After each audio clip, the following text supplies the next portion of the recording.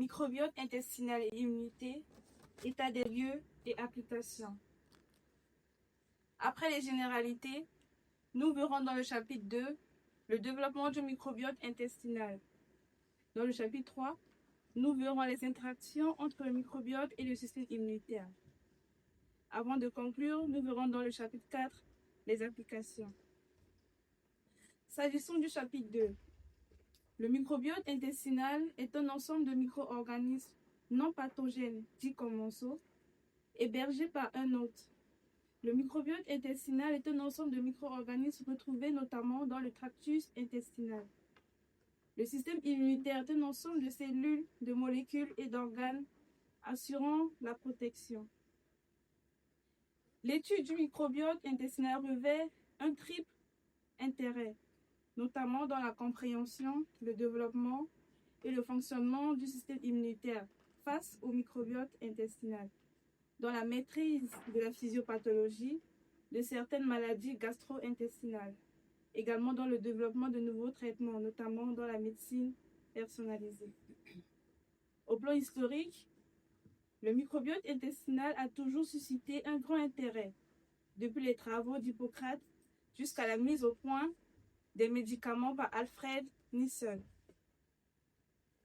En termes de composition, le microbiote intestinal est composé principalement de 4 familles bactériennes, notamment les firmicutes, les bactéroïdètes, les actinobactéria, également les protéobactéria. Ainsi, on note une abondance variable des différents groupes bactériens selon les principales régions du tube digestif, en passant par l'œsophage, l'estomac, le côlon et l'intestin grêle. Dans le chapitre 3, nous verrons les interactions entre le microbiote et le système immunitaire. C'est à la naissance que commence le développement du microbiote intestinal. Toutefois, selon la voie d'accouchement, notamment par la voie basse ou par césarienne, le microbiote intervient. En effet, par voie basse, l'enfant est colonisé par les bactéries maternelles, tandis qu'en cas de césarienne, la colonisation est moins favorable. Après la naissance, cette composition change et se rapproche de celle de l'adulte vers l'âge de 2 à 3 ans. Ainsi donc, le microbiote se construit chez l'enfant, devient stable chez l'adulte et diminue chez le sujet âgé. En termes de rôle, le microbiote intestinal a des fonctions métaboliques et des fonctions protectrices.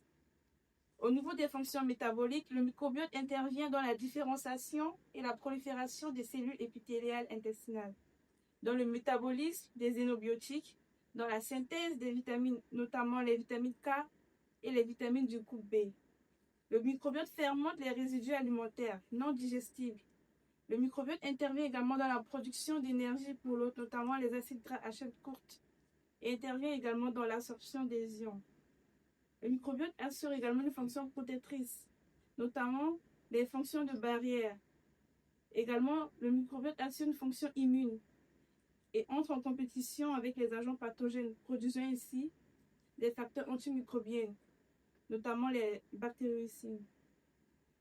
Plusieurs facteurs modulent le microbiote intestinal, notamment l'âge, les aliments, la génétique, le médicament, en particulier les antibiotiques, également les infections, le mode de vie et l'environnement, pouvant modifier son équilibre et conduire à une dysbiose. Concernant les interactions entre le microbiote et le système immunitaire, ce même microbiote intestinal agit sur l'immunité innée. En effet, elle favorise la libération de mucus, de peptides antimicrobiens, également d'autres cellules, en empêchant la pénétration au niveau de la muqueuse des cellules nocives. Le GALT est le principal tissu immunitaire intestinal et intervient dans la détection des agents présents dans la lumière intestinale, initie les réponses immunitaires adaptées tout en maintenant la tolérance vis-à-vis du microbiote. En termes d'immunité adaptative, le microbiote participe à la maturation des cellules et constitue un principal tissu qui agit immédiatement au niveau intestinal par la détection des antigènes dans la lumière intestinale, permettant ainsi de conserver ou d'orienter cette microbiote intestinal. Le microbiote intervient également dans l'immunité adaptative par une différenciation des lymphocytes CD4+, permettant ainsi d'assurer un équilibre entre la défense contre les agents pathogènes et la tolérance immunitaire.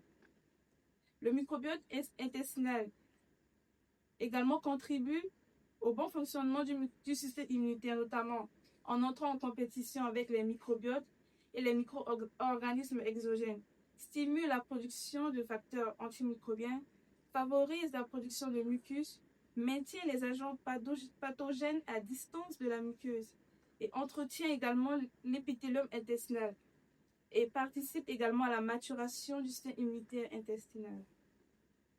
En termes d'application, un microbiote sain est caractérisé notamment par une diversité bactérienne élevée, un équilibre du microbiote, une barrière intestinale intacte et une hémostasie immunitaire. En revanche, une dysbiose, qui est un déséquilibre du microbiote intestinal, est caractérisée par une diminution des bactéries bénéfiques, une augmentation des bactéries pathogènes, entraînant notamment une inflammation, une altération de la barrière intestinale, favorisant également des maladies qui sont associées, notamment les maladies inflammatoires chroniques de l'intestin, les maladies auto-immunes, également des maladies métaboliques. L'exploitation, c'est aussi l'utilisation des probiotiques, des prébiotiques, qui vont permettre d'améliorer la médecine. L'exploitation utilise également la transplantation du microbiote intestinal, qui est un transfert de microbiote d'un donneur sain à un patient en vue de la restauration de l'équilibre de son microbiote intestinal. En conclusion, le microbiote intestinal joue un rôle essentiel dans le maintien de l'hémostasie intestinale immunitaire.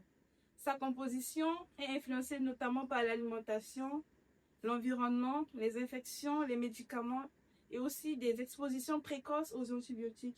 Toutefois, une dysbiose est impliquée dans le développement de nombreuses pathologies.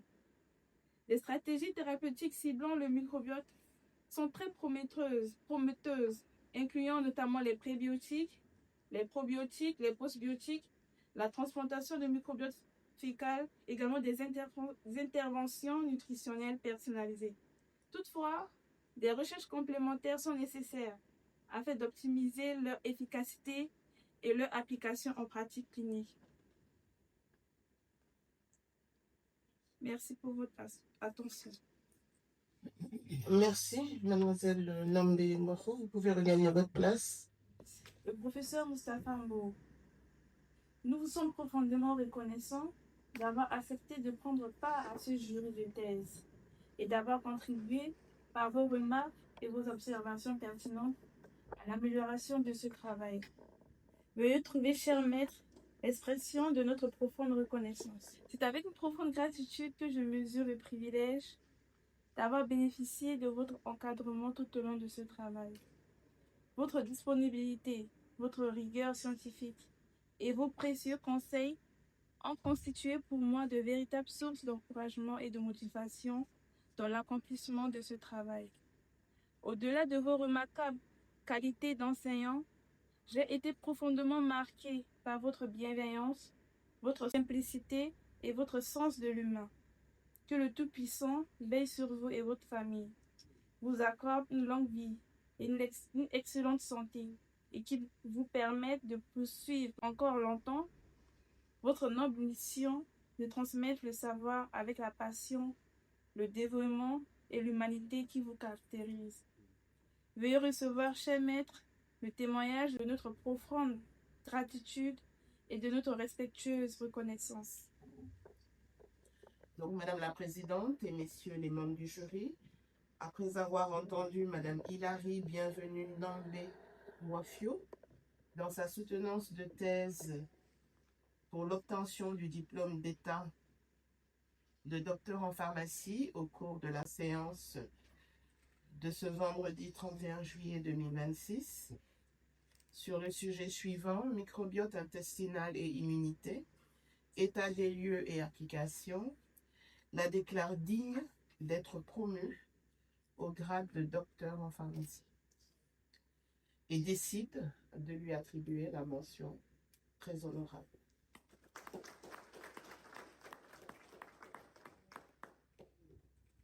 Madame Hilary Bienvenue Nambé Guaflo, veuillez vous rapprocher du pupitre. Levez la main droite et prononcez le serment de Galia. Levez la main, levez bien la main.